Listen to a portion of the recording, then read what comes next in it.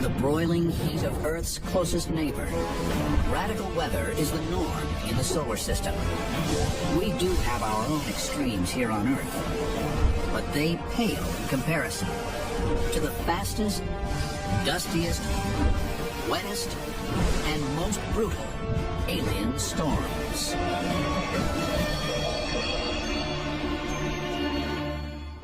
On Earth, the sun drives our weather, and sometimes drives it wild.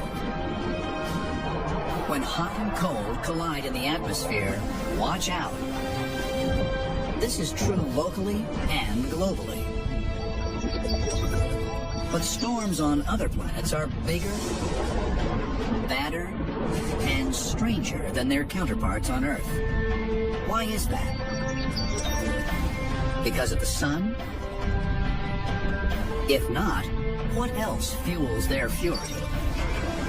The basic laws of nature, the rules of the game, are pretty much the same wherever you go in the solar system. But every planet has its own way of playing the game. Right now on Mars, the entire planet is being covered in dust.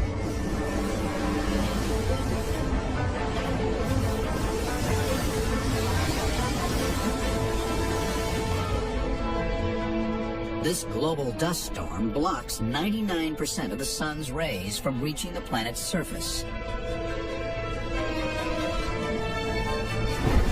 It's actually a system of smaller but still massive storms churning dust high into the atmosphere. Once it starts, it takes months for Martian skies to clear.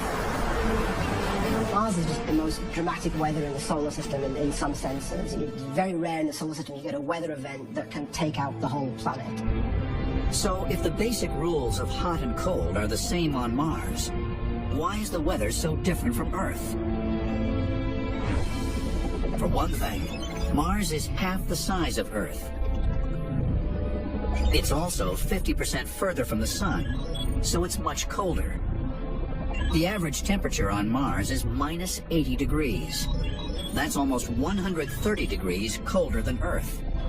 And the atmosphere is extremely thin and composed mostly of carbon dioxide. But perhaps the most important difference is this. Mars is a global desert. What would Earth be like without water? Well, it'd probably have a lot of dust. There's no liquid water at the surface of Mars, and there's very little water in the atmosphere, and so there's nothing to sort of keep the dust down. On Earth, dust storms are localized and short-lived. The reason for that difference in scale is that the storms are generating their own weather on Mars, whereas on the Earth, they're slave to the weather that's going on around them. In other words, on Earth, the global weather system creates dust storms. On Mars, the storms create a global weather system. Astronomers have always been able to see big Martian dust storms easily with Earth-based telescopes. But what they couldn't see was what caused them.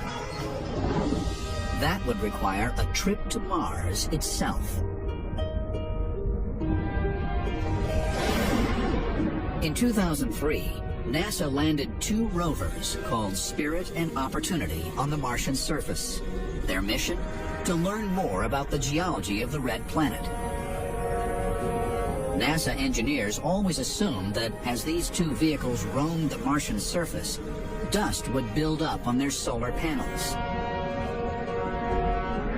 If you have a lot of dust that's falling down out of the atmosphere and coating the panels, pretty soon you're not getting much sun to the silicon. And in fact, we thought that was what was going to kill the rover Spirit and Opportunity. Only it never happened. The rovers didn't die as expected. As dust built up on the panels, somehow something would clean them off. But how could this be? NASA engineers were baffled until the rovers themselves saw the culprit. Martian dust devils. It turns out that dust devils were sort of our white knight. They came along and cleaned off the solar panels just at the time when we were expecting to start having some problems. There are beautiful photos that actually show dust devils moving across the Martian atmosphere, ghostly soldiers moving out there in the distance. A dust devil is really an extreme form of rising hot air, or convection. And that hot air wants to go up, and it comes up just like, water going down a drain. Well, this is air that just spirals up into the colder parts of the atmosphere. Whenever warmer air, which is less dense, rises up through cooler air, which is more dense, it rotates as it swirls upwards. Convection can be very powerful, strong enough to lift things up. On Earth, it lifts moisture, and that's how thunderstorms form. But on Mars, there is no moisture, so it lifts dry, dark dust and creates giant dust storms instead. Once airborne, Martian dust clouds absorb sunlight and heat the atmosphere. This supercharges the convection, lifting still more dust. That produces more winds, which bring up more dust, and these things can spread up to thousands of miles across, or even, in some cases, they can envelop the entire planet. And because the Martian atmosphere is so thin, it doesn't take much to get this cycle going. You get a lot more difference between the surface temperature and the air temperature, and so the convection on Mars is very much more vigorous. As a rule, Earth doesn't get the temperature extremes that Mars does. But sometimes, here and there in the deserts of Earth, convection can be very Martian-like. We get dust devils, too. But at Arizona State University, Lynn Necrace makes dust devils to order in a lab to study them up close. He uses a vortex generator and substitutes lighter, dry ice for dust. What he creates is not an exact replica of how real dust devils form, but good enough to see how they pick up dust and debris.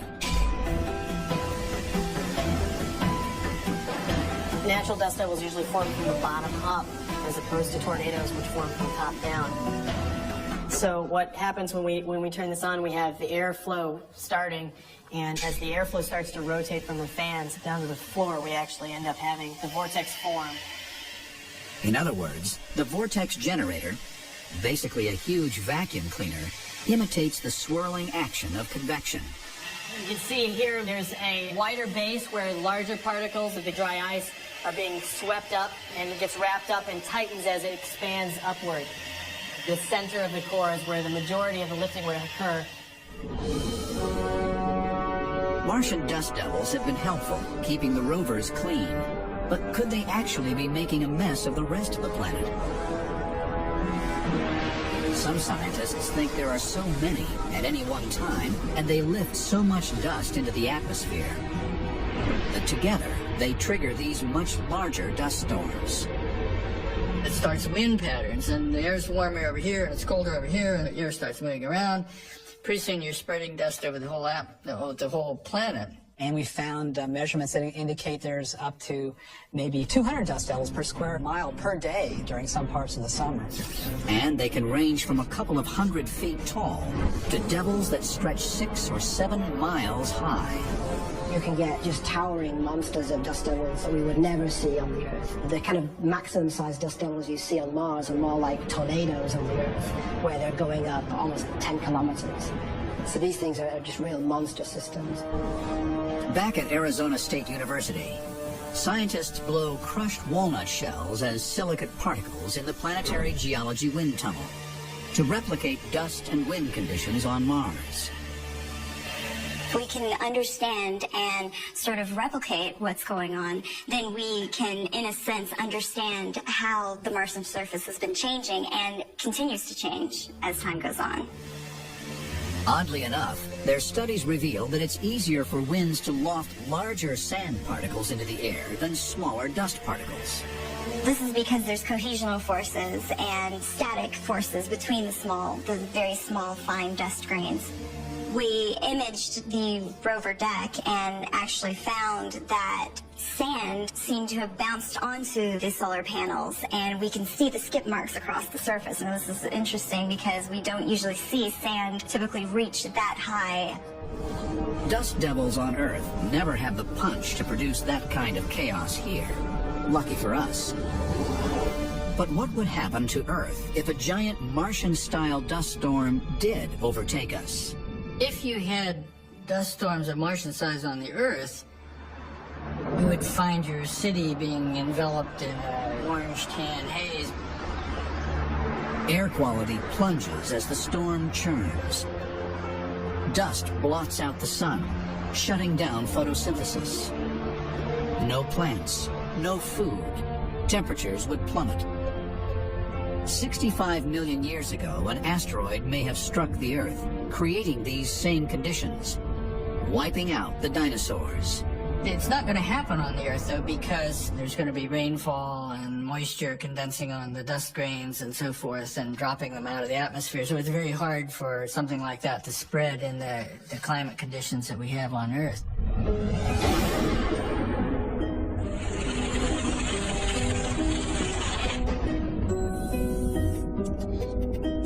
Forecasting Martian weather may someday be just as important as forecasting the weather on Earth. If we ever want to send a manned mission there, The word environment no longer really applies just to the meadow next door and the little stream down at the end of town. It's the whole inner solar system. I mean, that's really our environment now. the sun's energy bathes all the planets.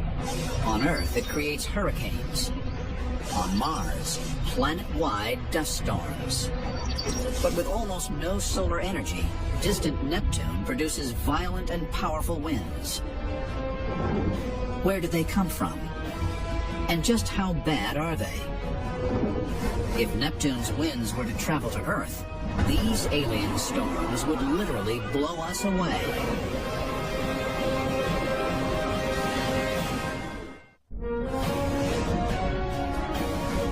The orbit of Neptune lies 3 billion miles from the Sun, at the outer edge of the solar system. There's a lot we don't know about this big blue planet. Neptune's jet stream winds blast as fast as 1,500 miles an hour in its upper atmosphere. But how? The sun controls the weather on Earth and Mars, but it barely reaches out here. No sunlight means freezing temperatures, an average of minus 392 degrees Fahrenheit. So if there's no sun and no heat, where do these incredible winds come from? One of the interesting puzzles is that as you go further out in the solar system, you get further from the sun, the winds don't go down. You still get very strong winds. The energy for Neptune's winds must come from somewhere, and scientists are working to figure it out.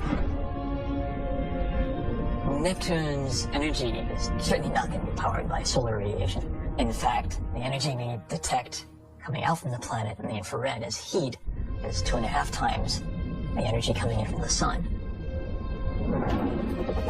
So the planet is creating its own heat, not from its core, which is made of rock and ice, but wrapped around this icy center is a mantle of ammonia, methane, and water, all being squeezed by enormous pressure and generating tons of heat. So while Neptune is frigid on the outside, on the inside it's giving off a lot of heat. This heat may help generate Neptune's winds, but they're still too strong to come from the mantle alone. Something else is pushing them faster and faster. Earth has a hot core too, and it's a lot closer to the sun. So why don't we have winds like Neptune? For one thing, our oceans store and release energy, and that helps generate our weather.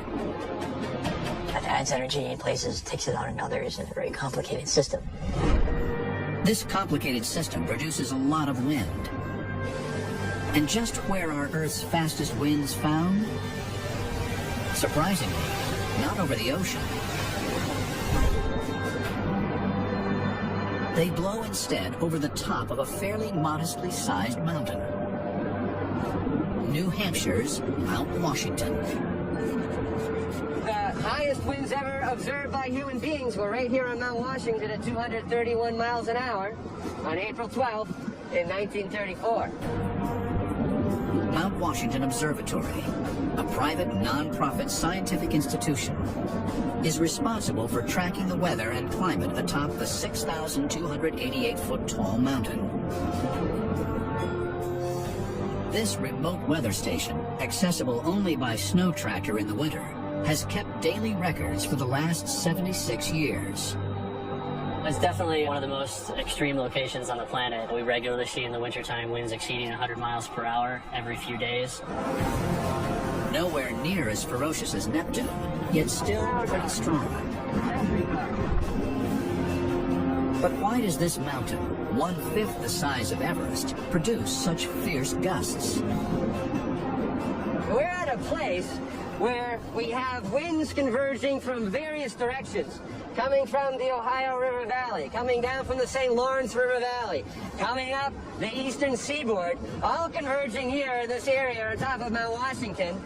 The elevation change from the valley floor to the summit of Mount Washington is very significant for any mountain range. It's over 4,000 feet, so air is forced to go over the mountaintop and forced to squeeze in there, and is accelerated as it's squeezed over the mountaintop. And they measure it every hour, on the hour, 24 hours a day, 7 days a week.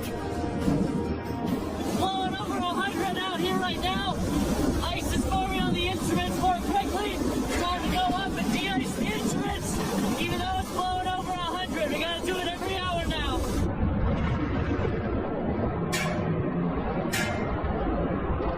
Ironically, Earth's uneven surface, which channels winds into powerful gusts on Mount Washington, ultimately knocks them down over time. And this is the big difference between weather on Earth and weather on Neptune. Earth has mountains that slow winds down. Neptune is as smooth as a cue ball. It's not so much a question of you're driving them stronger, because you're not. It's just that there's nothing to slow them down. Simply put, once Neptune's winds get blowing, there's nothing to get in their way. So what would an average Neptune wind speed of 850 miles an hour do to us here on Earth?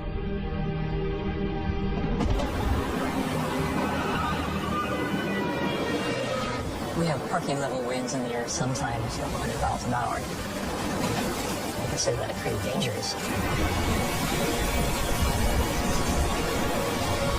So if we sat with 900 mile an hour winds from Neptune on the Earth, we would probably start wiping out everything on the surface and scraping everything off.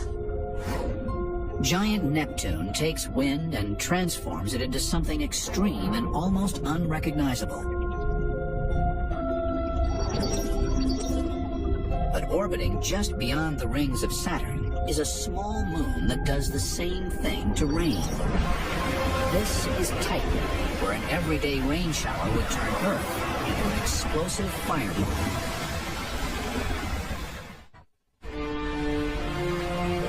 It's a cloudy day, and a gentle rainstorm starts.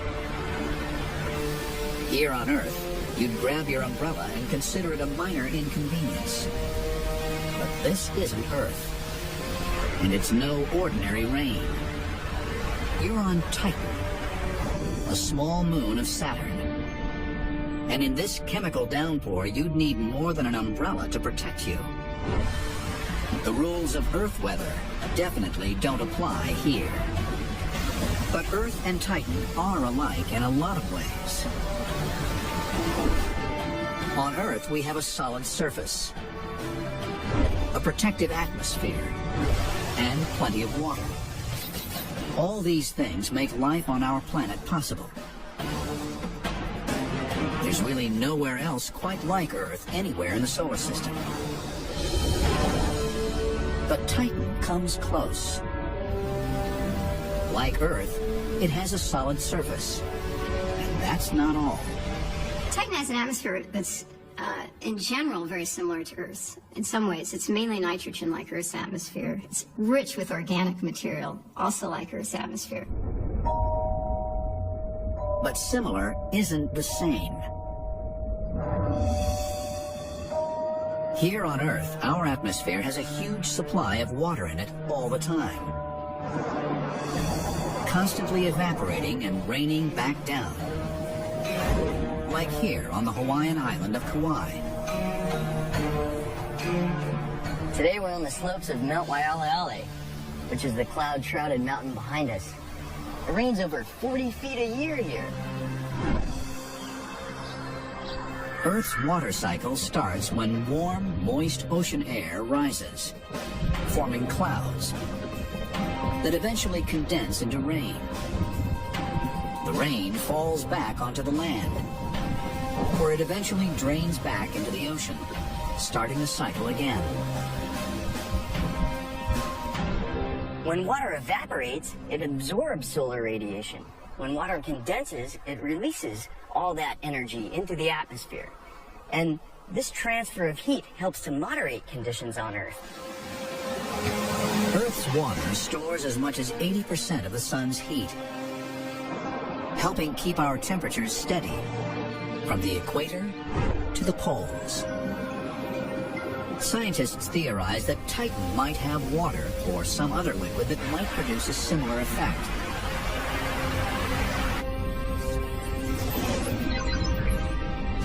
And in 2004, when NASA's Cassini probe visited Saturn, it found some pretty good evidence to support that idea. If you went to Titan and you were looking at the landscape, you would see something that in some ways would look almost familiar to you. You might see big mountains and valleys that were carved out by running liquids. In fact, as Cassini flew past hazy Titan, its radar read the surface below. Scientists saw channels cutting across the surface, much like rivers on Earth do. Some as long as 900 miles. The first strong evidence of liquid on Titan. There are large bodies of liquid on the surface of Titan. Nowhere else in the solar system except for the Earth are there any large bodies of liquid. Could water, the liquid that carves Earth's mountains and valleys, also be carving these features on Titan's surface? Or could it be something else? The problem is that Titan is too far away from the sun. If it was water, it would be frozen solid. It's about minus 300 Fahrenheit on Titan, so things behave very differently on Titan than on Earth. Because it's so cold, methane, which is a gas on Earth, is a liquid on Titan. One mystery solved. But just because methane is a liquid on Titan's surface doesn't mean it's part of a weather cycle like water on Earth. So how do we know that this methane also falls from Titan's sky? That answer is shrouded in mystery. Literally. Titan is completely covered in a thick haze of smog particles.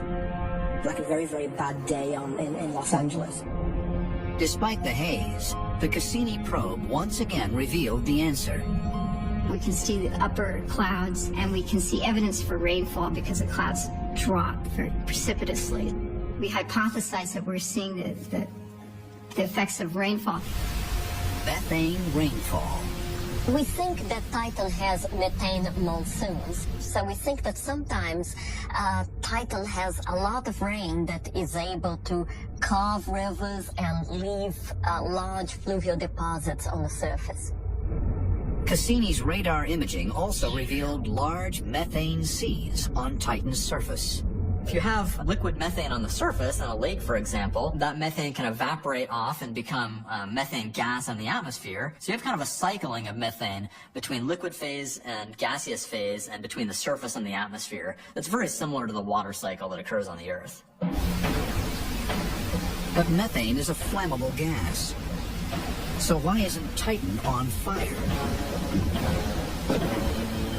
For any combustion, you need two things. You need both a fuel, which methane is, but you also need oxygen. And on Titan, you lack the oxygen. So the whole thing is basically a big fuel canister, but there's no oxygen with which to burn it, and so it's all very stable. If it were cold enough here on Earth to produce methane rain, the oxygen in our atmosphere would create a worldwide firestorm.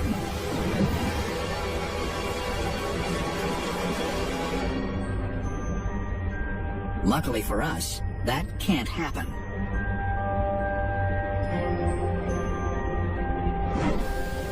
Titan's methane cycle makes it both alien and familiar to us. To me, Titan is very exciting because all the materials are so different, and yet these processes produce very similar landscapes to what we see on Earth. Titan proves that where alien weather is concerned, looks can be deceiving. On Jupiter, it's all about size. Drop the Great Red Spot onto our world, and it makes even our worst hurricanes look like a breeze. This is the biggest and oldest storm in the solar system. And Jupiter's most famous feature.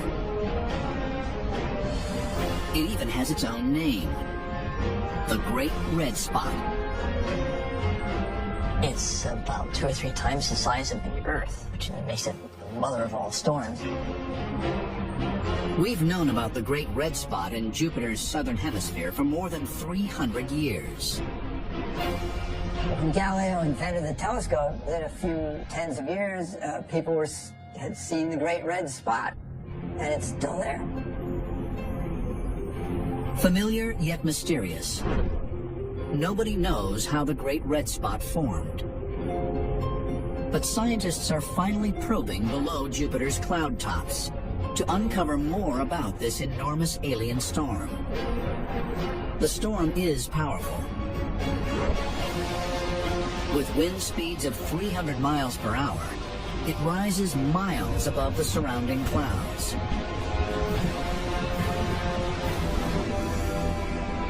On Earth, we have storms that seem similar, though smaller and milder. Hurricanes. Also known as cyclones or typhoons, depending on where they form. They're our most destructive weather systems.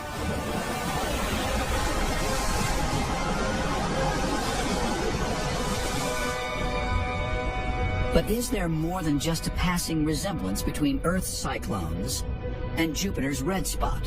When you look at the Earth from space at a hurricane, it's this big swirling pattern. It's round, it rotates. Jupiter's big storms look big and round and cloudy, and they rotate. But there the similarity ends. In a hurricane, there is an internal core, which is called the eye of the tropical cyclone. And that's a region of very calm winds and no clouds. And usually has a size of about 10, 20 kilometers in diameter. And then away from the eye, there is the eye wall. Those are really cloudy regions with a lot of rain.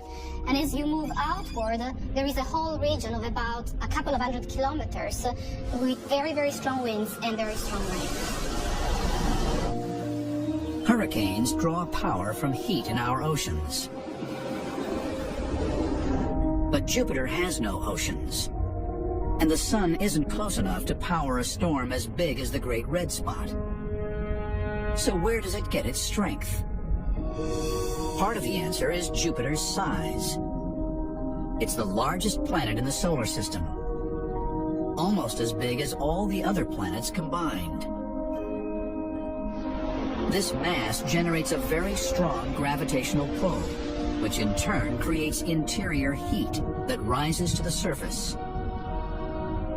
Another piece of the puzzle may be Jupiter's hypersonic rotation. Despite being much larger than Earth, Jupiter's day lasts only 10 hours. In other words, it spins incredibly fast. Could energy from this dizzying spin feed the Great Red Spot? The weather is really dominated by this fast spin. There's shearing between different latitudes, and that shearing, plus a lot of heat that comes up from the interior of this very massive object, 290 times the mass of the Earth, leads to very violent storms. Both Jupiter's and Earth's storms spin around in a familiar spiral shape. On Earth, it's because of an effect called the Coriolis force. I'm sitting at the North Pole, and I want to throw a ball down to a friend who's in Los Angeles. And so if I threw the ball in that direction, the Earth rotates, and the ball will end up in the middle of the Pacific rather than in Los Angeles. So it's like if the trajectory was deflected to its right. And that's what we call the Coriolis force. This force spins storms clockwise in our southern hemisphere. But there is a stark difference between Earth and Jupiter. The Great Red Spot is in Jupiter's southern hemisphere, and yet it spins counterclockwise. This is because of some other powerful winds. It's bounded by jets, which are moving in opposite directions. And so like a cog between two conveyor belts, they're just feeding energy and momentum into the system. Jupiter's complex jet streams spin the storm into organized chaos. But the greatest difference between Jupiter's red spot and our storms may be Earth's solid surface. Once a hurricane hits land, it comes apart pretty fast. Where they come over land or over mountains, their behavior is very different from where they form over the oceans, and over warm oceans in particular, where we get hurricanes. And on Jupiter, there's obviously no solid surface. With no land mass to stop it, the Great Red Spot just keeps on spinning, and spinning, and spinning. Scientists hope to learn more about our weather by continuing to study the storm. On Earth, there's a limit to how far ahead you can predict the weather. On Jupiter, we can forecast where the red spot is going to be months in advance. It's practical value to understand what makes weather on Earth so unpredictable, and aspects of the weather on Jupiter are much more predictable. Unpredictable or not, Earth's weather never gets as violent as on Jupiter. That's lucky for us, because if we shrank the Great Red Spot down to fit on Earth, we'd be in for disaster. On the Earth, we go to Category 5 hurricanes, we'll think like Category 10 hurricane here. Not much would be left. Alien storms are vastly different everywhere you go in our solar system. Even our next-door neighbor, Venus. They say we're sister planets. Lucky the resemblance doesn't include weather. Otherwise, we'd get seriously burned. Venus may be our nearest neighbor, but somehow its weather is radically different from ours. The second planet from the Sun is a cross between a toxic waste dump and Death Valley, but even worse. So it's almost a planetary definition of hell. The temperature is 900 degrees Fahrenheit. The pressure on the surface is the same as half a mile below the Earth's ocean. And if that's not enough, the upper atmosphere of Venus is choked with sulfuric acid clouds and winds clocked at 250 miles an hour. To get a comparison for Venus, the best thing to do is climb inside of your oven and crank it up. And then in terms of pressure, you're talking about deep sea diving. It's like nothing. There's nothing comparable on the Earth. It's just a very, very extreme object. On Venus, there's just no escaping the heat. If you built up a hot spot on Venus, the massive atmosphere would just carry that heat away and spread it around. But Venus shines so brightly in the night sky because its thick clouds reflect almost all the sunlight it receives. In fact, some early scientists assumed Venus would have moderate Earth-like temperatures. When we went by Venus in 1962 with a spacecraft, we thought we would find a surface at 90 degrees Fahrenheit, sort of like Miami, Florida. We were dead wrong. Something else must be at work on Venus. But what? So why doesn't Venus cool off the same way Earth does? On the Earth, for example, we have sunlight coming in, hitting the surface of the Earth. Earth warms up a little bit, but the oxygen and the nitrogen in the atmosphere don't impede the light, so when it gets released out in the infrared, it goes right through the atmosphere and leaves and goes into space. But on Venus, the atmosphere is 97% carbon dioxide, giving a whole new meaning to the greenhouse effect. It becomes very, very hard for the surface to get its energy out. So Venus really taught us a lesson, that if you have a blanketing gas, a greenhouse gas, you can warm up the atmosphere tremendously. But why does Venus have so much more CO2 in its atmosphere than Earth? The two have much in common. They're even called sister planets. They're almost the same size, have roughly the same amount of carbon, and billions of years ago, both had lots of water. But eons ago, their paths mysteriously diverged. On Earth, water fostered life. The Earth has most of its carbon in life forms, in the trees and the animals. But if you took all that carbon that's in the near-surface rocks and burned it up or released it, you would then create an atmosphere very much like Venus. Venus's close proximity to the sun made it too hot to sustain liquid water. Instead, its water evaporated into the atmosphere, trapping the heat deposited by the sun and creating a runaway greenhouse effect. Once in the atmosphere, the water molecules were exposed to solar ultraviolet rays that broke the molecules apart. It really wasn't recognized by the scientific community how important the greenhouse effect was prior to going by Venus and seeing this amazing place where it was 900 degrees Fahrenheit, not 90. It took several doomed missions to Venus to figure it out. Starting in the 1960s, both the United States and the Soviet Union sent unmanned probes past the planet and down to its surface. It didn't take long before Venus crushed and burned them.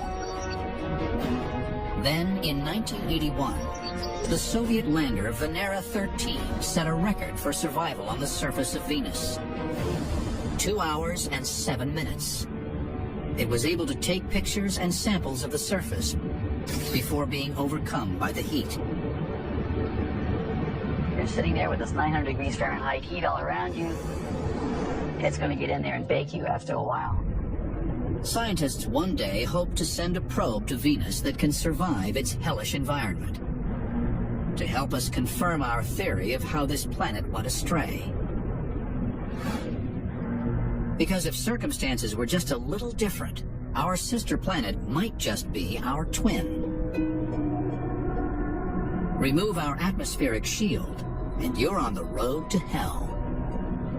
As soon as you're heated up to something like 400 degrees or so, you'd probably start getting some smoldering smoke, and way before it hit the 900 degrees, the Earth would burst into flames with all the oxygen around.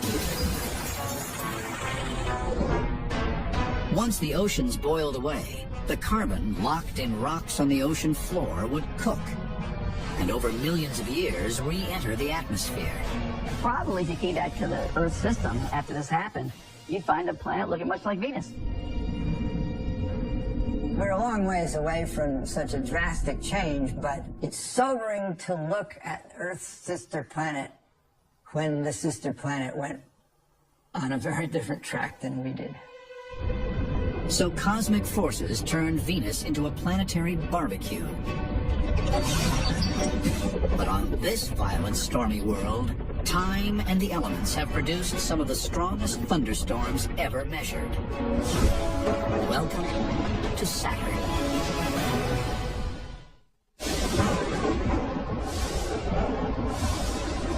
Lightning cuts the sky. This violent weather system grows bigger than the entire United States as it pummels the atmosphere with the most powerful lightning ever seen. Except this lightning can't be seen, because these bolts are electrifying the skies over Saturn. Despite the raw power of Saturn's lightning, scientists have been unable to see it. partly because Saturn's rings are too bright. The rings are so bright, if you were on the night side of Saturn, it would be considerably brighter than the Earth under a full moon. But Saturn also hides its lightning within thick, choking clouds of ammonia. It's probably 100 kilometers down that the lightning is happening, and that complicates seeing the lightning flashes. But the lightning is there, and scientists know it because they've heard it. Radio wave detectors on the Cassini orbiter have recorded the sound of Saturn's lightning.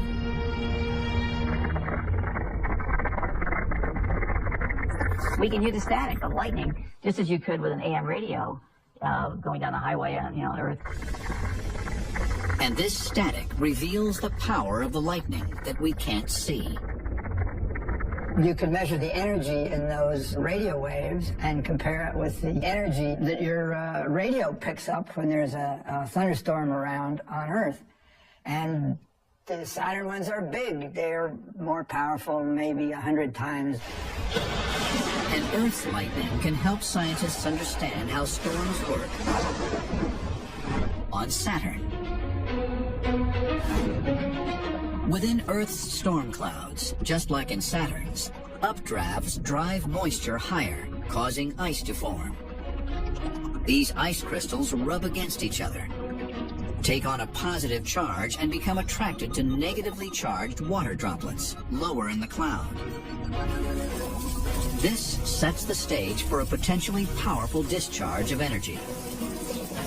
Once you get that charge separation that builds up so intensely that some theorize that it can be as strong as 100 million volts, that the cloud then must release that energy. On Saturn, the same thing happens on a much larger scale. In fact, the lightning is 100 times stronger than Earth's.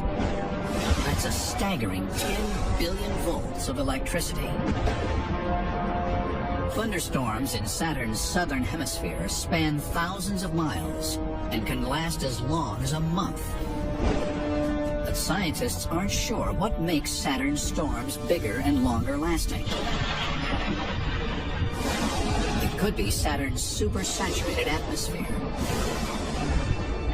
Probably the fact that there's more water in the atmosphere, pound for pound, on Saturn makes the storms bigger.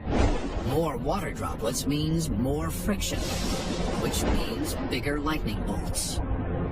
But energy emerging from the planet may also contribute to the power in Saturn's thunderstorms. It turns out that where Lightning Alley is on Saturn is a place where the winds are flowing the slowest. If you go deep down in the atmosphere, you see the same winds as you do up high. It's a place where the energy being released deep down below can make it on up to the upper atmosphere without being sheared apart, and allows storm systems to be organized. Earth's atmosphere isn't built that way. So, as violent as our storms get, they're nothing compared to the systems on Saturn. Even a run-of-the-mill mega thunderstorm on Saturn would devastate us here. A Saturn-sized thunderstorm on the Earth would mean a thunderstorm that grows to cover all of North America and presumably has very strong winds and rain. This is something that's unprecedented on the Earth. Saturn's hyper-violent thunderstorms are proof that our planetary neighbors have weather far more ferocious than ours.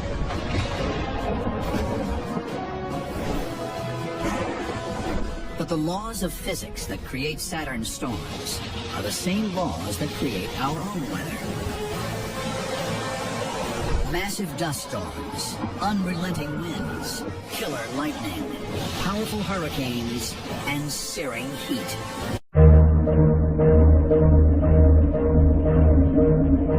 The year is 2154. Our planet has been ruined by environmental catastrophe.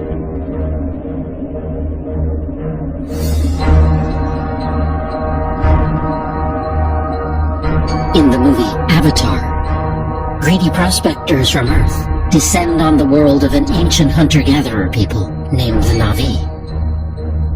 Their home is a lush moon far beyond our solar system named Pandora. Could such a place exist? And could our technology and our appetite for exploration one day send us hurtling out to reach it? In fact, the supposed site of this fictional solar system is one of our most likely real interstellar targets, until a better destination turns up. Pandora orbits a fictional gas planet called Polyphemus. Its home is a real place, Alpha Centauri, the brightest star in the southern constellation of Centaurus. At 4.37 light-years away, it's part of the closest star system to our Sun. Alpha Centauri is actually two stars, A and B, one slightly larger and more luminous than our own Sun, the other slightly smaller. The two stars orbit one another, swinging in as close as Saturn is to our Sun, then back out to the distance of Pluto. This means that any outer planets in this system, anything beyond, say, the orbit of Mars, would likely have been pulled away by the companion and flung out into space. For this reason, Alpha Centauri was not high on planet hunters' lists, until they began studying a star 45 light-years away, called Gamma Cephei. It has a small companion star that goes around it every 76 years. Now it seems it also has at least one planet. That world is about the size of Jupiter, and it has planet hunters excited. Perhaps 2/3 of all the stars in our galaxy are in so-called binary relationships. That means there could be many more planets in our galaxy than astronomers once assumed. At least 3 teams are now conducting long-term studies of Alpha Centauri, searching for slight wobbles in the light of each companion star that could indicate the presence of planets. If they find a planet that passes in front of one of the stars, astronomers will begin intensive studies to find out what it's like. One of their most promising tools will be the James Webb Space Telescope, scheduled for launch in 2014 or 2015. From a position 1 million miles away from Earth, it will deploy a sun shield the size of a tennis court and a mirror over 21 feet wide. The largest space telescope ever built, it will offer an extraordinary new window into potential solar systems like Alpha Centauri. With its infrared light detectors, this telescope will be able to discern the chemical composition of a planet's atmosphere. And perhaps whether it harbors a moon, like Pandora. One prominent planet hunter predicted that if a habitable world is found at Alpha Centauri, the planning for a space mission would begin immediately. Here's that star duo seen by the Cassini spacecraft, just above the rings of Saturn. To actually get to this pair of stars, you'd have to travel as far as the orbit of Saturn, then go another 30,000 times further. Or put another way, if the distance to Alpha Centauri is the equivalent of New York to Chicago, then Saturn would be just 1 meter away. So far, the immense distances have not stopped us from launching missions into deep space. In 1977, the twin Voyager spacecraft were each sent on their way aboard Titan III Centaur rockets. After a series of gravitational assists from the giant outer planets, the spacecraft are now flying out of the solar system at about 40,000 miles per hour. They're moving so quickly that they could each whip around Earth in just 45 minutes. Twice as fast as the International Space Station. Voyager 1 has now traveled over 110 astronomical units. That's 110 times the average distance between Earth and Sun, or about 10 billion miles. But don't hold your breath. If it was headed in the right direction, it would need another 73,000 years to travel the 273,000 astronomical units to Alpha Centauri. When it comes to space travel, we've yet to realize the dream forged by rocketeers a century ago. A Russian schoolteacher, Konstantin Tsiolkovsky, inspired generations of space visionaries with sophisticated ideas about multi-stage launch vehicles.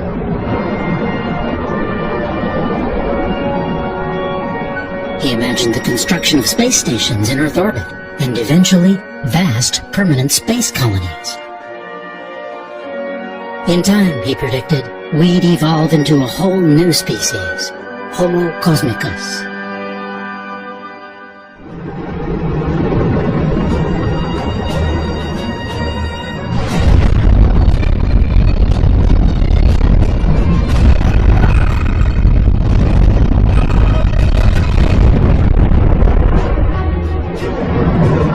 Since then, rocketry's greatest advances have centered on ways of containing explosive propellants and methods of maintaining stable flight at high speeds.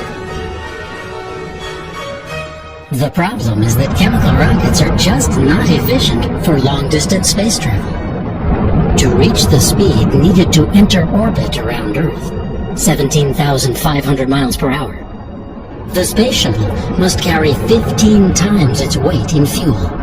And that's efficient compared to some other rocket systems.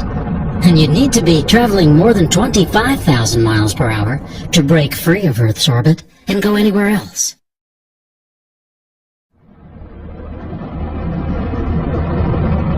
A NASA study showed that to send a space shuttle-sized craft to Alpha Centauri in 900 years would take an unbelievable amount of fuel. 10 to the 137th kilograms of rocket propellant.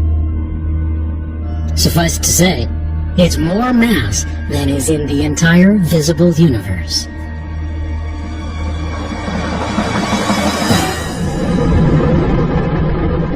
While only a very tiny percentage of NASA's budget goes to advanced propulsion, there are some promising ideas on the drawing board. Rockets powered by nuclear fuel. Or plasma, a supervolatile gas. Huge sails pushed along by the pressure of photons from the sun.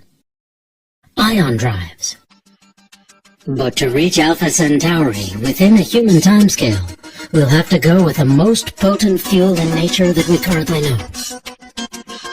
It's the science fiction fuel of choice, antimatter.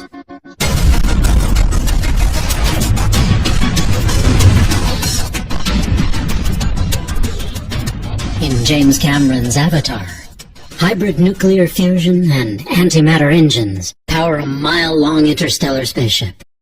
At a speed of 670 million miles per hour, this vehicle makes the journey to Alpha Centauri in just 6 years.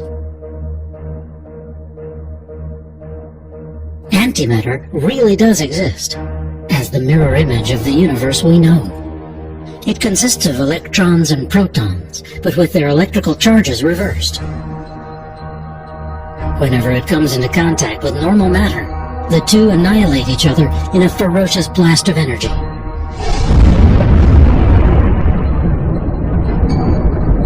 Large amounts of antimatter were created and destroyed in the fiery dawn of our universe, the Big Bang. But somehow, in one of the great mysteries in science, we were left with a universe whose visible substance is almost all normal matter.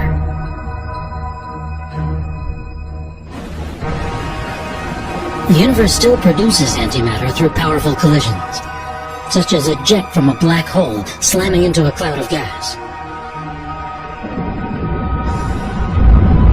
When matter and antimatter obliterate one another, they emit gamma radiation that we can then detect with instruments such as the Fermi Gamma Ray Space Telescope.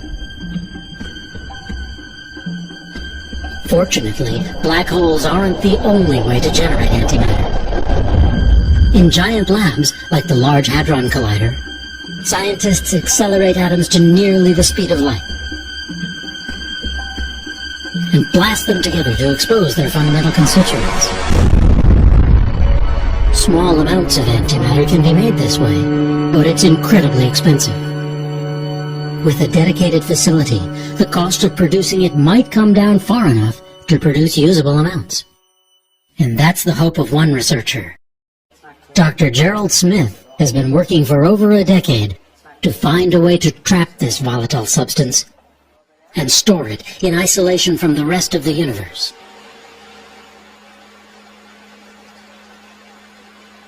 Smith and his colleagues have designed a trap the size of a cigar case. It sits within a tank filled with liquid nitrogen and liquid helium, designed to cool it down to 270 degrees below zero. Once injected into this trap, antimatter particles are suspended by magnetic fields within a vacuum as empty as deepest space. But the problem is that anti-electrons, called positrons, tend to repel each other explosively. That makes it tough to store more than a few at a time. This team now believes it may have discovered a pathway to storing large amounts over longer periods of time. Their solution lies in combining positrons with electrons, forming an element called positronium.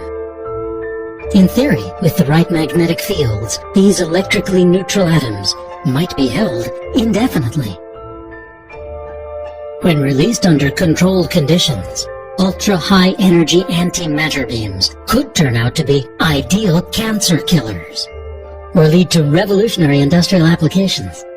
Or perhaps one day, they could power long-distance spaceflight. It wouldn't take much. Antimatter is so potent that it defies common sense. A chunk the size of a small coin could propel the space shuttle into orbit. Smith estimates that once in low Earth orbit, a human mission to Mars would take as little as 10 milligrams worth. The basic idea of an antimatter rocket is simple.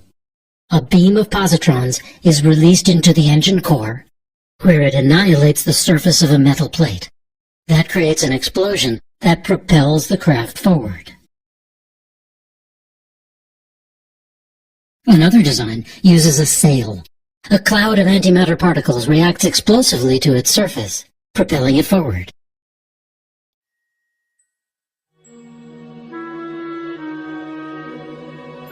Short of traveling to another solar system, there may be good reasons to contemplate developing antimatter propulsion. A preliminary mission would speed beyond the orbit of Pluto, sending back close-up images of dark planet-like objects that ring the solar system out in the Kuiper Belt. A longer-distance probe could reveal new details about the Oort cloud, a vast realm of comets that envelops the solar system. Once out there, it could sample particles that make up the interstellar medium, or send back unique data sets on dark matter, the invisible stuff that makes up the overwhelming portion of our universe. To make it all the way to Alpha Centauri within 50 years, an antimatter probe would have to gradually accelerate to around 10% the speed of light. That's 67 million miles per hour. It would then gradually decelerate as it approached its destination. At those speeds, hitting even a grain of dust could destroy the spacecraft, so it might be best to slow the journey down to a century or more. It's safe to assume for now that we would only send a probe to Alpha Centauri if we discovered a habitable world. There may be other choices in our solar neighborhood. They include Proxima Centauri, a red dwarf star 4.2 light-years away that may be gravitationally bound to Alpha Centauri. Beyond that, not quite 6 light-years away, is Barnard's star. Or there's Lalande 21185, a red dwarf 8.3 light-years away. We already know it has 2 Jupiter-sized planets. There are at least 22 stars within 12 light-years of Earth. And any way you look at it, the first interstellar voyage will be a quantum leap for humanity. The urge to reach out to distant horizons, to climb the highest peaks, to push ourselves past our perceived limits, seems to be a vital part of what makes us human.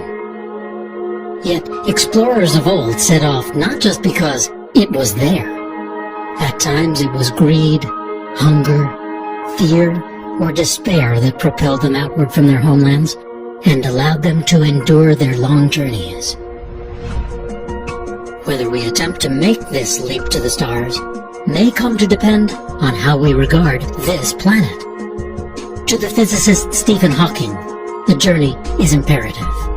I don't think the human race, he said, will survive the next 1,000 years unless we spread into space. There are too many accidents that can befall life on a single planet. Indeed, we can't foresee the impact of wars, social upheaval, or the course of human civilization in coming centuries. But today, we can see the often conflicting trends that could one day propel us out into the interstellar void. On one hand, the technological advances that might make such a mission possible could revolutionize many other aspects of life on this planet. The ever-increasing rate at which numbers of transistors can be placed inexpensively on computer microchips has become a metaphor for the advance of all technologies in this century. From a few thousand transistors on the first printed circuits of the 1970s, computer chips now have billions etched onto their surfaces. Even that number could seem amazingly small in another few decades.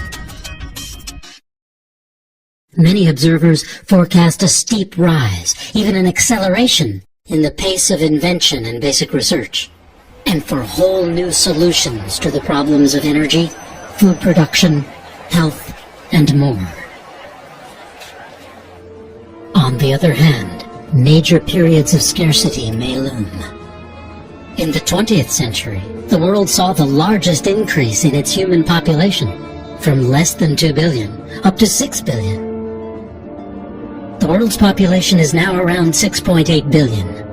It's expected to reach 9 to 10 billion by the year 2040, with the biggest gains in Asia and Africa.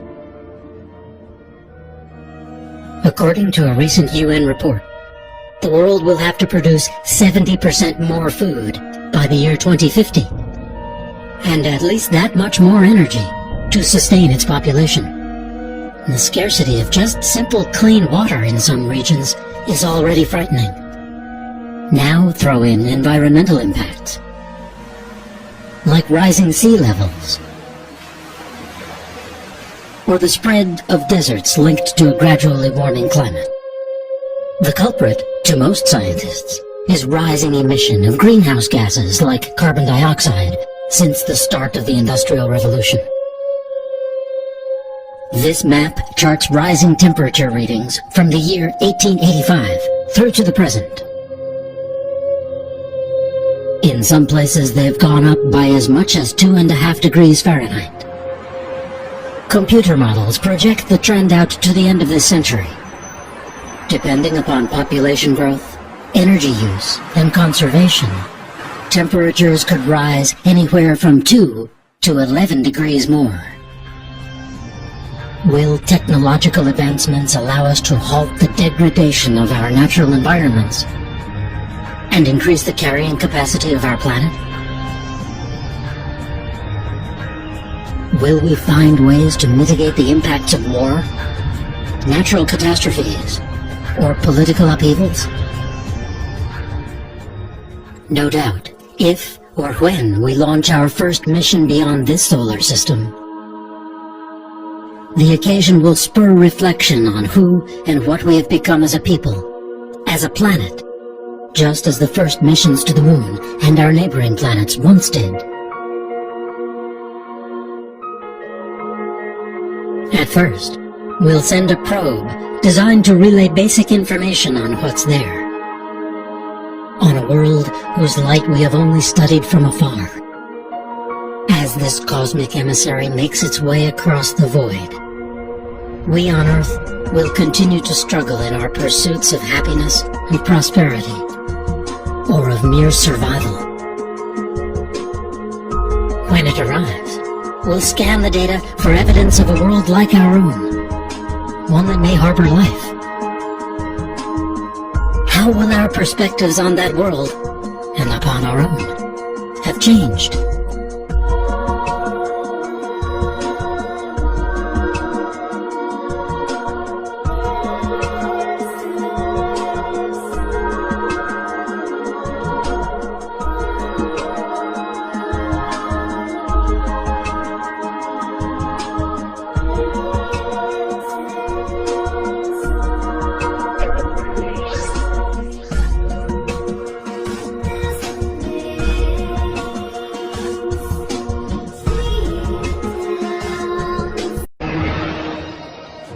Tourism is big business.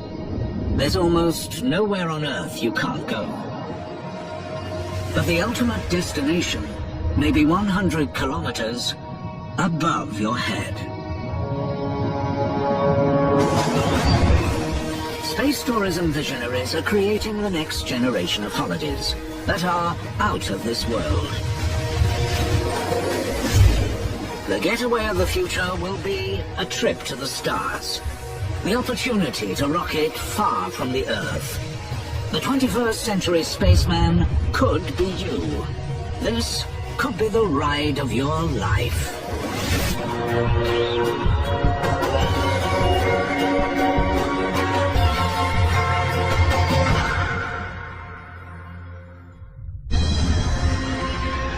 The Final Frontier offers the greatest adventure holidays.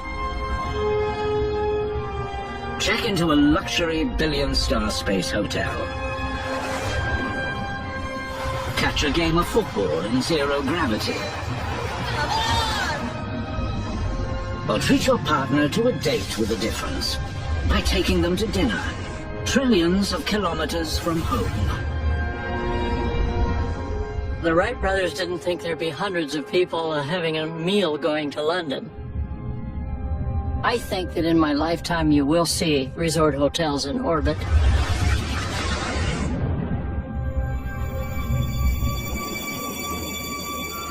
Stardate 2020. Your dream holiday starts here.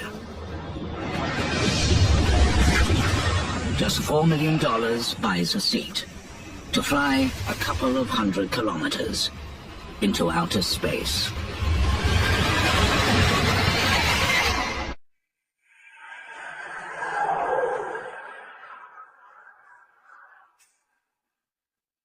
This is the Galactic Suite Space Resort.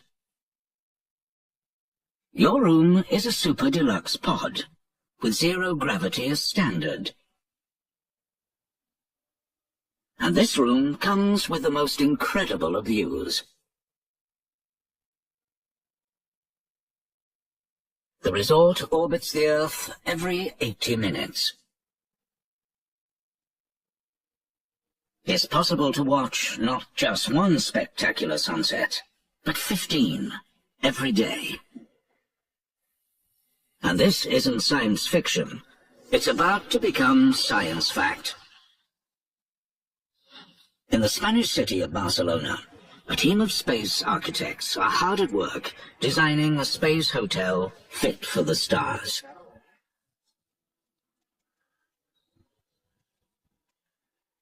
They're backed by a secret investor with $3 billion of cash to splash. And they're already taking reservations. Never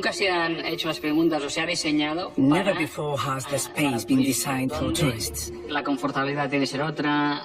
where their comfort, needs and activities take on a different level of importance. What's important to us is to be amongst the first that can do it. At his boutique hotel, Xavier plans a 3-bedroom deluxe suite. The hotel will travel around the globe at 30,000 kilometers an hour, 450 kilometers up. Xavier's even planned a holiday wardrobe for the space tourist. Check in and slip on a Velcro spacesuit. And you can attach yourself to a wall like Spider-Man. 38 wealthy wannabe space tourists have already booked their hotel rooms in outer space, even though the plans are still on the drawing board.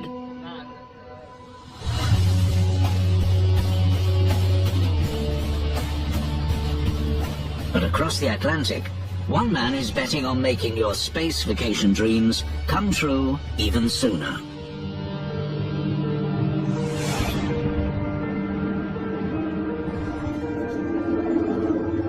Just a few kilometers from the casinos, billionaire hotelier Robert Bigelow is taking the biggest gamble of his life. I kept it a secret for a long time as to what my real ambitions were, trying to work like a dog and save money and take a lot of risks. Robert made his fortune in hotels. Now he set his sights a lot higher. But his plans came as a surprise back at home. When I told my wife that I was going to do something like this, she said, "You're going to do what?" Robert's idea is out of this world. He's taking real estate into space, developing a giant space station that gives new meaning to high-rise living. He intends it to be used for different purposes, as a home, an office, or a weekend retreat. What we're out to do is try to create a safe, affordable environment that's larger and larger for people to do all kinds of things. Building in space is a costly exercise. The International Space Station cost a whopping $100 billion.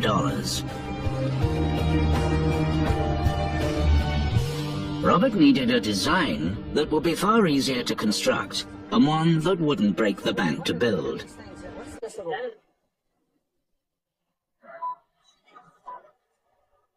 NASA came up with a solution. They were developing a huge, lightweight space habitat that inflates in orbit, making it cheap and easy to launch. But when NASA's research costs spiraled, the project was scrapped. Robert saw his chance and snapped up the plans. These systems are extremely strong. They're not balloons. The best correlation I can give you would be comparing it to the tire on your car. It's made up of multiple layers, steel belts, and other kinds of very strong materials. And that's the same way with our architecture. But would the idea fly? There was only one way to find out.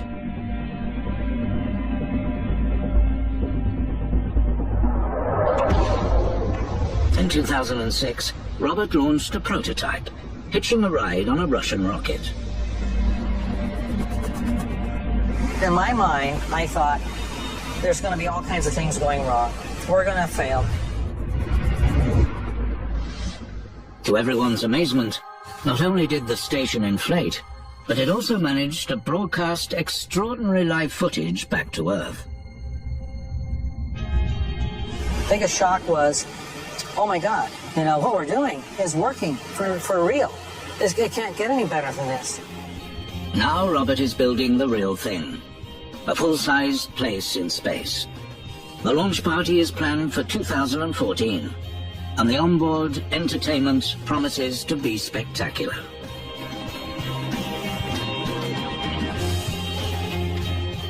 We will also have many cameras on board our spacecraft, and on a large section of wall, see any number of different angles of what's outside, so you can get right up on the moon. Even though you're only in low Earth orbit, you might have the moon right in your face. With limitless shapes and sizes, inflatable buildings could make almost anything possible in space.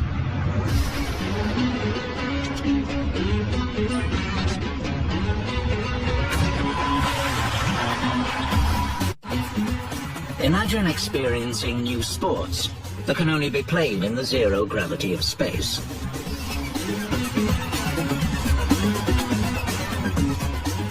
Join the crowd at the Zero Gravity World Cup in a gigantic orbital space sports stadium.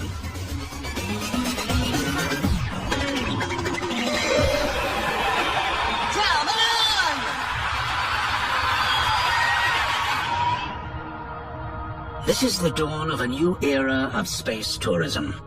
The sky is no longer the limit. But some have been unable to wait to get their space fix.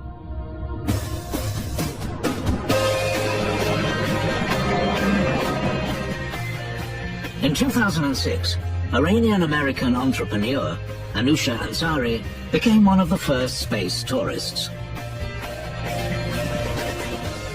I believe that there is something inside us always attracting us to the night skies, maybe because we're made of stardust. She paid $20 million to take a holiday at the International Space Station and made a video of her adventure.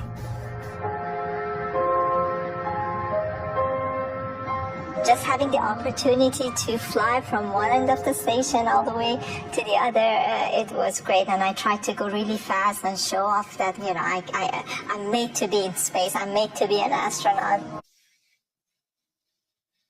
Everything on board was pretty relaxed, especially in the dining room. It's the only place that you're allowed to play with your food. Any simple task that you do on a daily basis, you know, brushing your teeth, drinking water, just eating can be fun.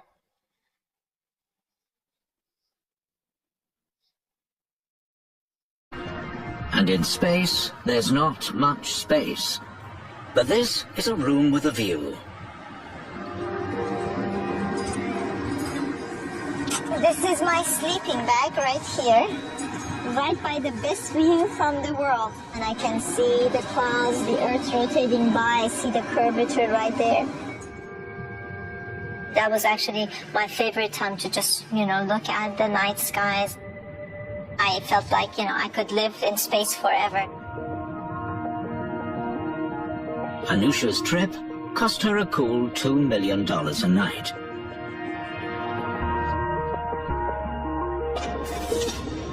But there's good news for the rest of us. In your lifetime, you could be taking your own, more luxurious, affordable space adventure. 10, 9, 8, go for main engine start. 6, 5, 4.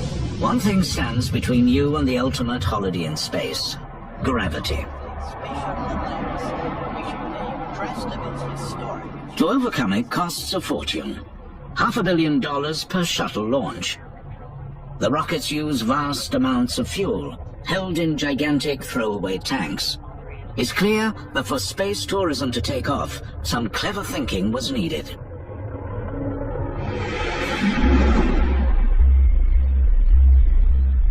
So in 2004, millionaire space enthusiast Anousheh Ansari set the world a challenge by funding a $10 million competition to create low-cost spacecraft.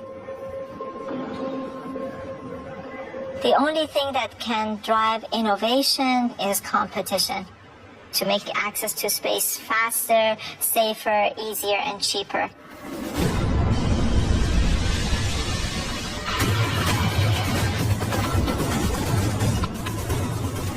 Teams from around the world took up her X-Prize challenge.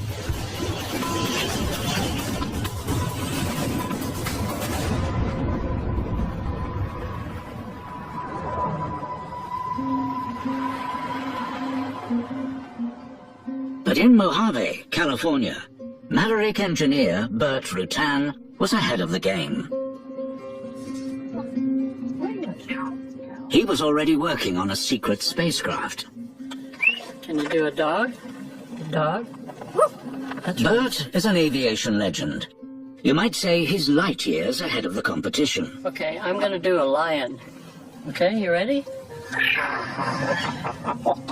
He had already built a plane so lightweight, it flew around the globe on a single tank of fuel. And he smashed altitude records with Proteus, which soared to more than 63,000 feet.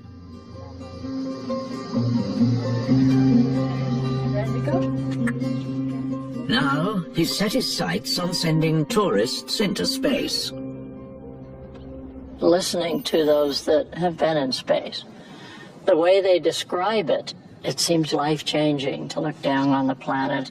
And a chance to go there and look at that? Wow. Just 5 months after the X Prize was announced, Bert Rutan rolled out Spaceship One. It had taken more than 3 years to build.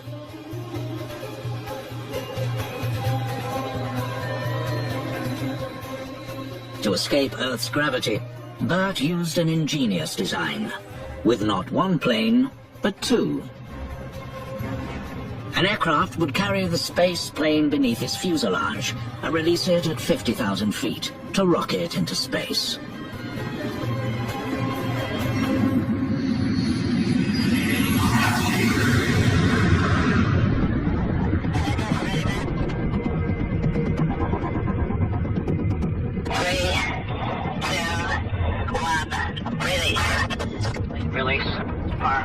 Pilot Brian Binney fired the rocket. Good work. Holy! He narrowly missed a collision with the mothership. That's good, though. 350, yeah, shutdown. Roger, shutdown. Within seconds, he had crossed the boundary into space, 100 kilometers above Earth. Well, it's really quiet up here. I'm gonna get the camera out. Roger that. Binney was able to take a few snaps for the album, from the first privately built spaceship to reach space.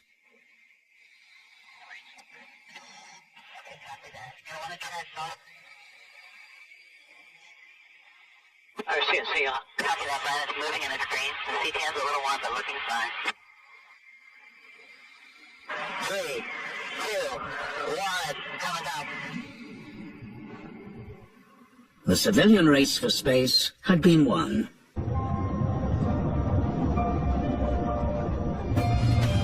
But for Bert, this was only the start of his dream.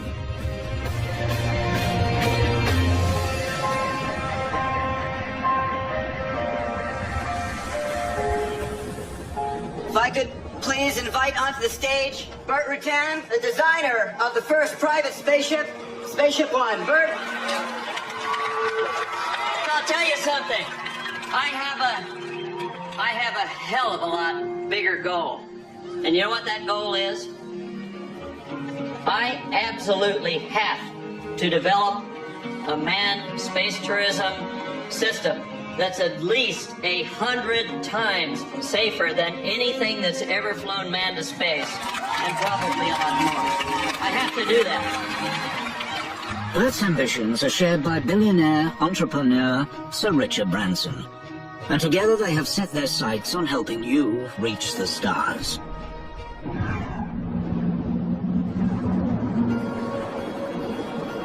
Thousands of kilometers away, at his private Caribbean island, Necker, Richard puts his mind to taking tourists into space. I'm old enough to have seen the moon landing, and I assumed that I one day would go to the moon. But the decades went by, and government-run space agencies were not that interested in getting you or me into space. So, out of frustration, we decided to create a private spaceship company where we could get as many people as possible to be able to experience spaceship travel.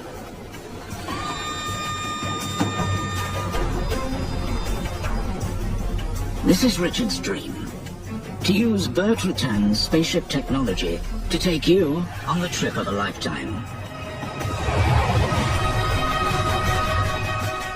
On board a spaceplane, you'll jet 60,000 feet up, to then rocket at 5,000 kilometers an hour, up to outer space.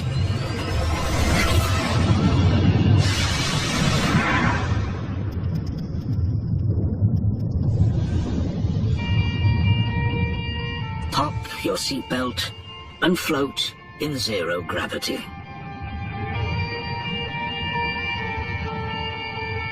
Then, check out the amazing views.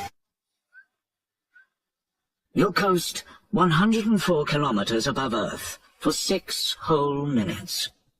until it's time to go home.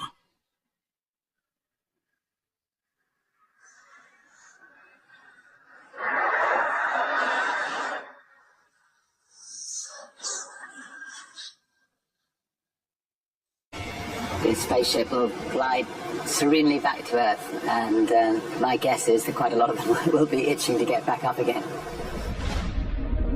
Today, rocketing to space isn't for the faint-hearted. Astronauts must train hard to prepare for launch day. They have to be super fit to handle the extreme force of gravity.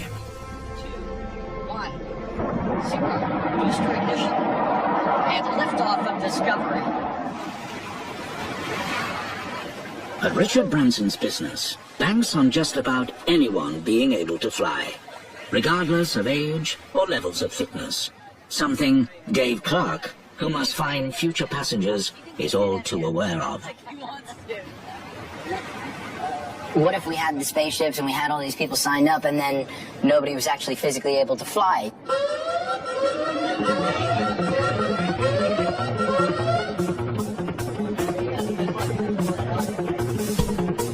To find out if the average person could jet into space, the NASA Center in Philadelphia has developed a custom flight simulation. We've developed a centrifuge program to replicate as almost exactly what's going to happen to your body in your trip into space. GX now, concentrate on your breathing. And finding out how most people would react has never been done before. The data that they have on centrifuge is mostly from the military. These are the most healthy, perfectly proportioned, physical specimens of the population. These are Top Gun pilots, whereas we have people's kids, people, overweight people, older people. 75 space tourists, including Richard, have volunteered to go for a spin. They are about to discover what 5,000 kilometers an hour feels like. You got the training, you got the tools, you know what to do. All right, go.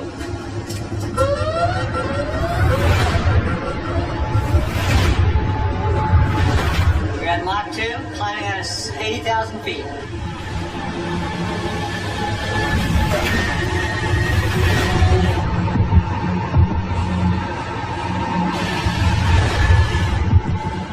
The trainers ratchet up the G's. This is as close as it gets to the real thing. You're feeling the rush in the heart, you're feeling the pressure on your chest. Coming up to Mach 3. The adrenaline is flowing. Here's your chance to catch your breath.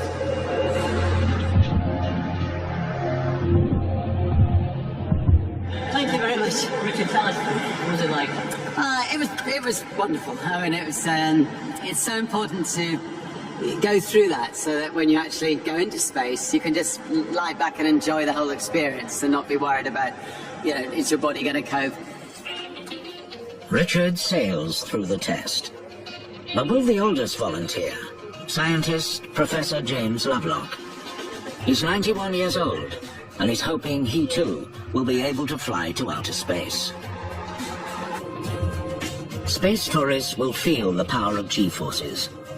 During takeoff and landing, the heart struggles to pump blood to the brain. But with training, it is possible to avoid the dangers. By squeezing your leg muscles, you can improve blood flow, making for safer spaceflight.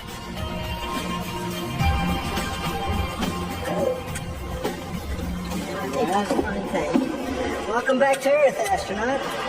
You are now our most senior centrifuge rider. You hold the record. Oh, good. All 75 wannabe space tourists pass with flying colors, proving it is possible to fly into space, whatever your age or condition. Did well, James. The G-forces are quite brief, and the centrifuge has now shown that really anybody can do this flight. Stephen Hawkins is planning to go into space with us. He'll be able to put up with it. James Lovelock, the environmentalist, he's going to go into space with us. Now, it's just a case of saving up to buy your ticket for $200,000. we've got to try to come up with, clever ways of getting that price down and down and down. Every $10,000 we can get it down opens the market up that much more. And I think 50 years from now, hopefully literally hundreds of thousands of people will be able to afford to get into space. Richard Branson had the vision to turn space into the ultimate tourist destination. Now, all he needed was a spaceship.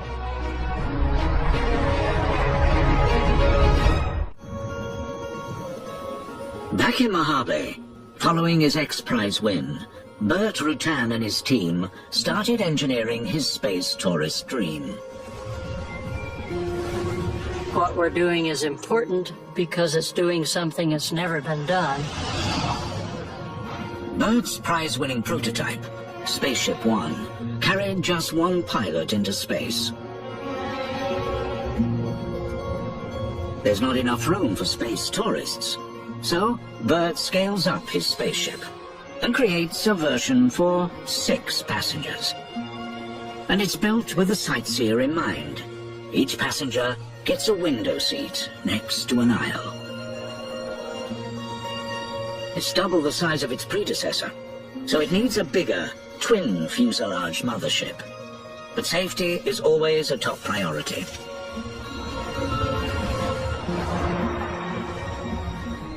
We can't achieve the level of safety that you do with modern airliners because they've had 7 decades of maturity. However, I do feel that to fly the public, this should not be looked at as a dangerous adventure. But modern airliners don't have to re-enter our planet's atmosphere. Anything speeding towards Earth tends to burn up.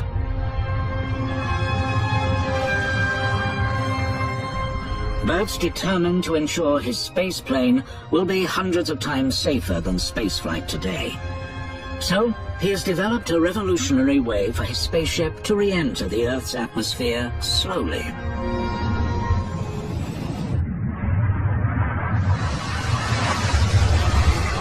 The spaceplane's wings pivot 65 degrees. Its fuselage flattens into the airstream, creating stable drag, like a shuttlecock. Spaceship Two is so lightweight and the drag so high, it rapidly slows down without heating up. Then, at 70,000 feet above the ground, the wings realign like a glider, and the craft touches smoothly down on the runway.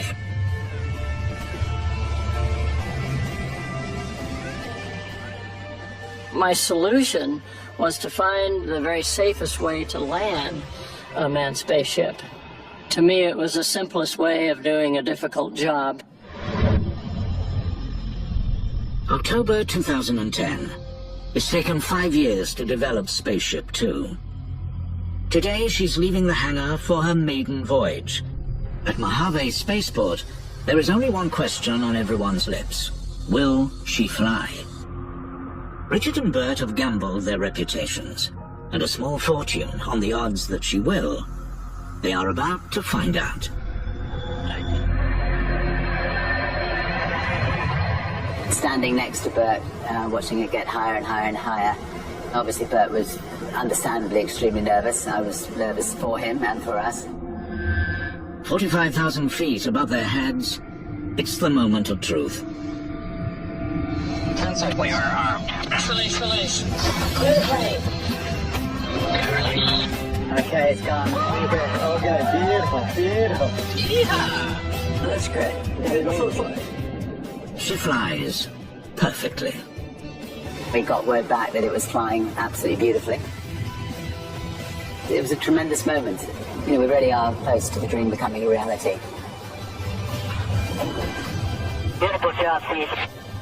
The final frontier is one step closer. Soon, you could be taking your seat on this spaceship for your unforgettable 6 minutes in space.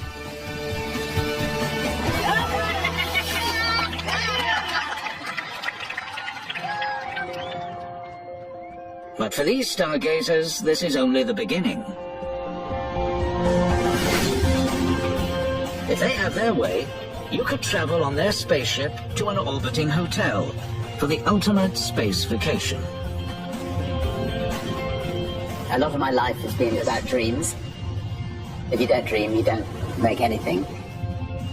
One day you might see a giant V floating around the Earth. The Wright brothers didn't think there'd be hundreds of people having a meal going to London. I think that in my lifetime you will see resort hotels in orbit. Staying at a space hotel, you can expect more than 5-star luxury. From here, you can gaze on an entire galaxy.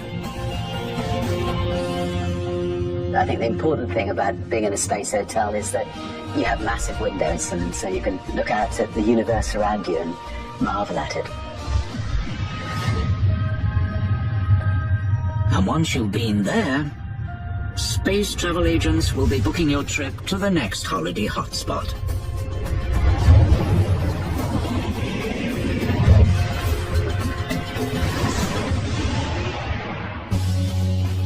Have you ever gazed up at the moon, tracking across the night sky, and wondered what it might be like to visit, to fly over its craters, or take a walk across the lunar landscape?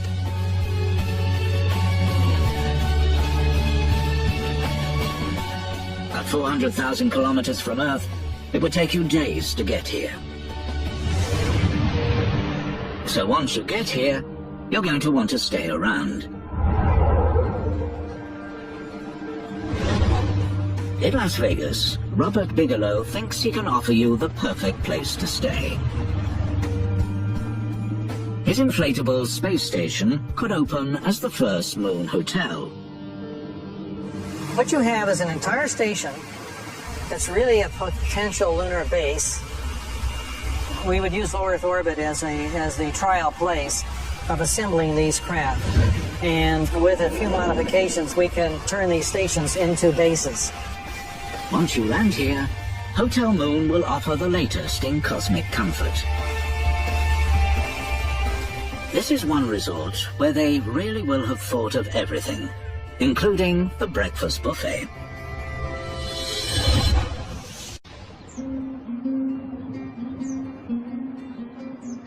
In the arid desert near Tucson, Arizona, feeding lunar tourists is food for thought. We're going to go to the moon, or we're going to go to Mars, or beyond, and we have to survive.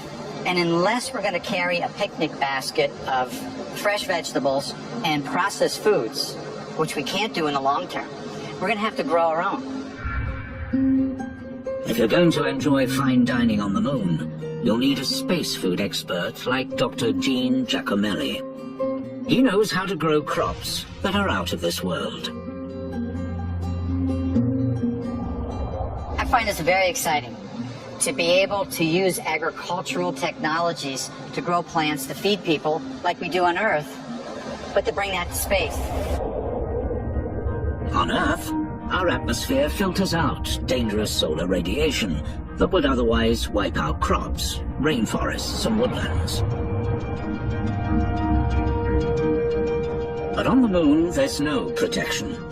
For crops to survive, a greenhouse would have to be shielded.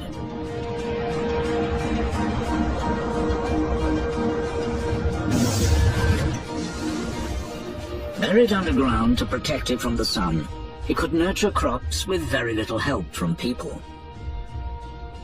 The lunar greenhouse, in many ways, is a robot. It automatically provides its climate so that the plants grow in the way we want them to grow. It provides the temperature and the light, carbon dioxide, as well as a hydroponic system for nutrients and water.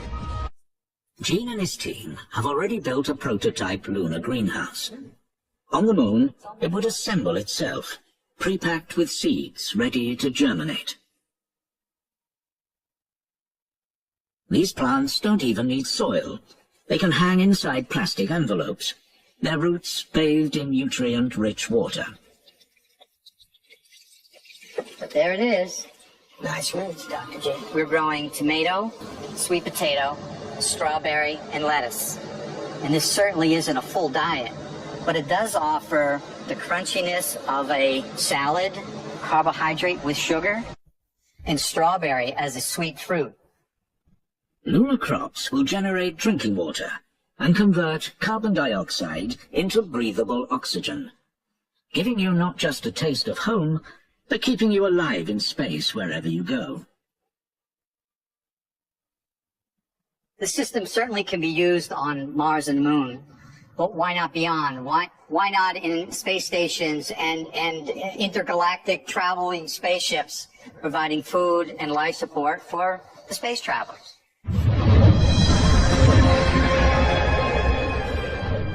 Getting to Mars on today's rockets depends on planetary alignment.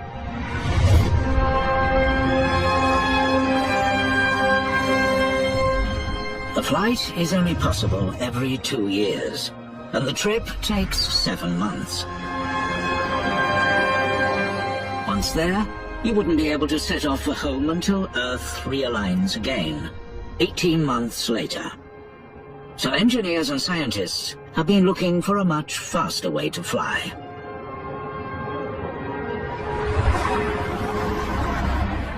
Houston, Texas.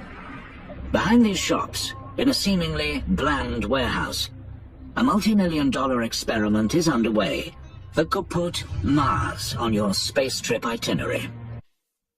Franklin clocked a record-breaking 7 trips on the space shuttle.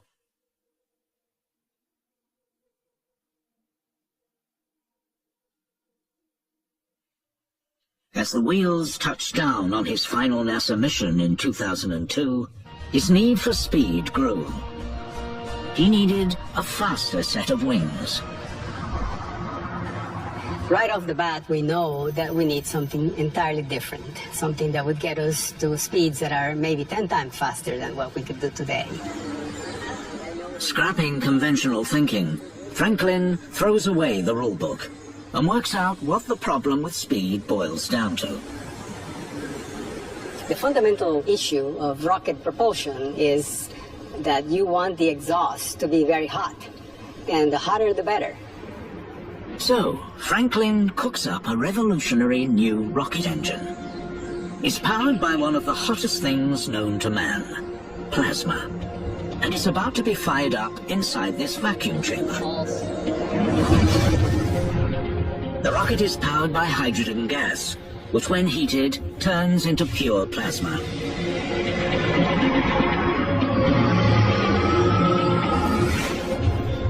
Powerful magnets push the plasma through the engine to supercharge the spaceship.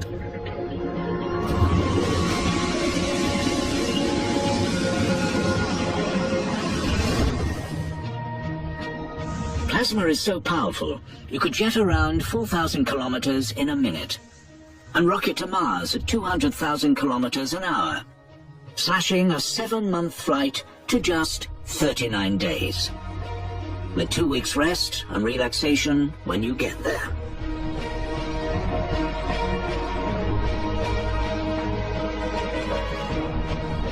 That's a 100-day return trip compared to 3 years flying today's rocket ships. All my life, I've dreamed about going to Mars and beyond. Space is like a drug, you know. Once you get hooked, you don't want to give it up.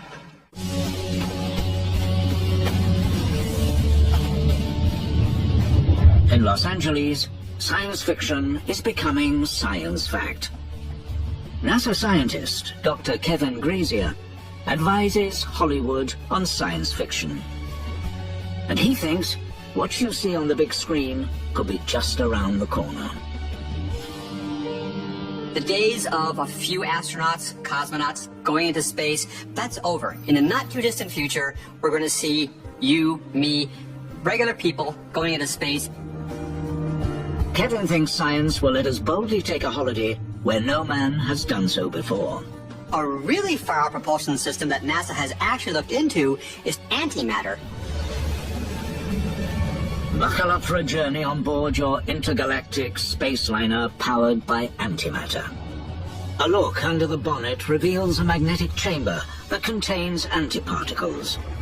They're fed through magnetic rings to collide with their nemesis, matter. In just a nanosecond, billions of explosions create an enormous surge of energy, 10 million times more powerful than today's rockets, with a top speed of just over 1 billion kilometers an hour.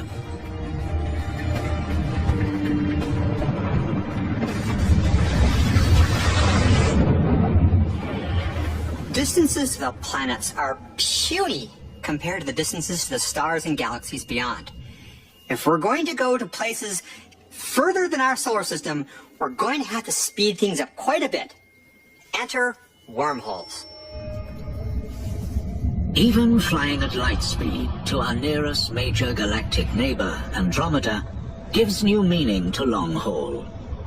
It's a 2.5 million year flight time. So if you're going to cruise beyond the Milky Way, you're going to need a serious shortcut. The name wormhole comes from an apple. Imagine a worm on the surface of the apple who wants to get to the other side. He can do it one of two ways. He can walk all the way around the outside, or he can chew through the middle. The second is a lot shorter, and that's the basic principle of a wormhole. If we could bend space-time, we could create a wormhole. A time-saving tunnel that connects two places trillions of kilometers apart. Wormholes might already exist, and could become your intergalactic freeways to mind-boggling vacations.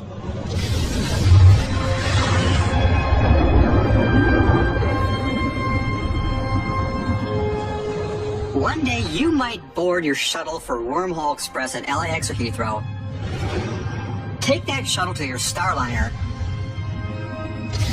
and zap!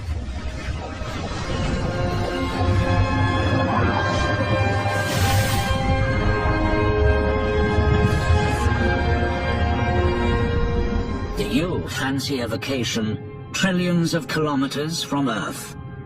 To holiday in a floating city? To soak up a different sun in a distant galaxy?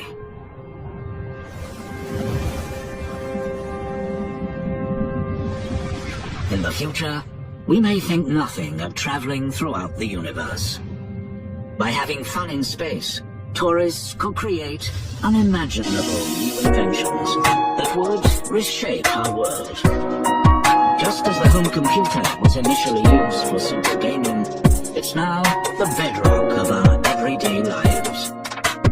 The people that will be flying in commercial space flights are allowed to be creative. There's going to be 2 or 3 people that come up with something that's called a breakthrough. And all of a sudden, commercial space travel will look completely justified rather than look at, well, these are just joyrides. Space tourism could take us all to new places and might ultimately ensure our survival. Earth is the cradle of humanity, but one shouldn't remain in the cradle forever. Single-planet species don't last. Ask the dinosaur. Pushing out beyond Earth's orbit, will truly become a space species. I cannot envision all of humanity remaining on this planet. Humanity's destiny is in space. It's not a matter of if the commercial space industry will take off, but when. It was just over 100 years ago that the Wright brothers flew their first airplane, and now we don't think a thing about jumping on an airplane and flying across the continent or across the largest ocean. Today's commercial space pioneers who are just tickling the edge of low Earth orbit are today's Wright brothers.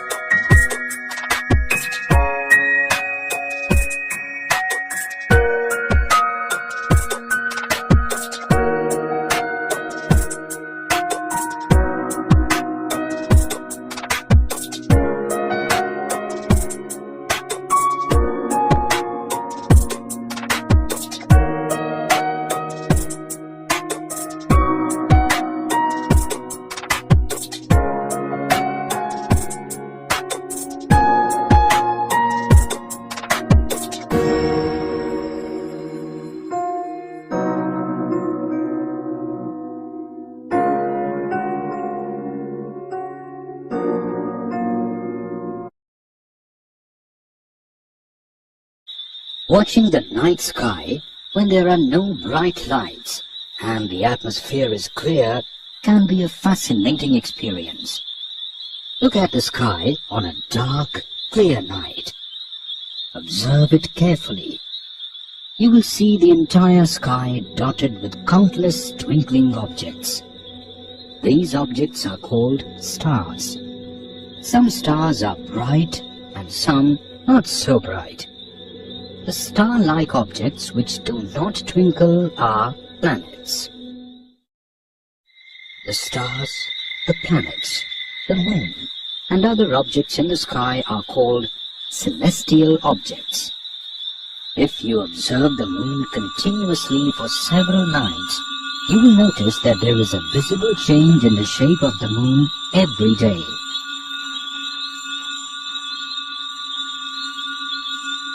The day on which the whole disk of the moon is visible is known as the full moon day. Thereafter, every night, the size of the bright part of the moon appears to become thinner and thinner. This phase is called waning. On the 15th day, the moon is no longer visible. This day is known as the new moon day. The next day, only a small, thin portion of the moon appears in the sky. This is known as the crescent moon.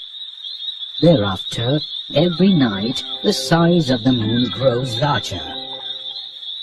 On the 15th day, once again you will be able to see the full moon. This phase is called waxing phase. The various shapes of the bright part of the moon as seen during a month are called phases of the moon. The phases of the moon occur due to the relative movements of the earth, the sun, and the moon. The moon does not produce its own light, whereas the sun and other stars do. We see the moon because it reflects the sun's light. We are able to see the different phases of the moon because we only get to see that part of the moon from which the light of the sun is reflected towards us. The result is the phases of the moon. The moon is a fascinating object for poets and storytellers. It is almost 400,000 kilometers from Earth. If you go near it, you will find that there are many craters of different sizes on its surface. The moon's surface is dusty and barren with no water.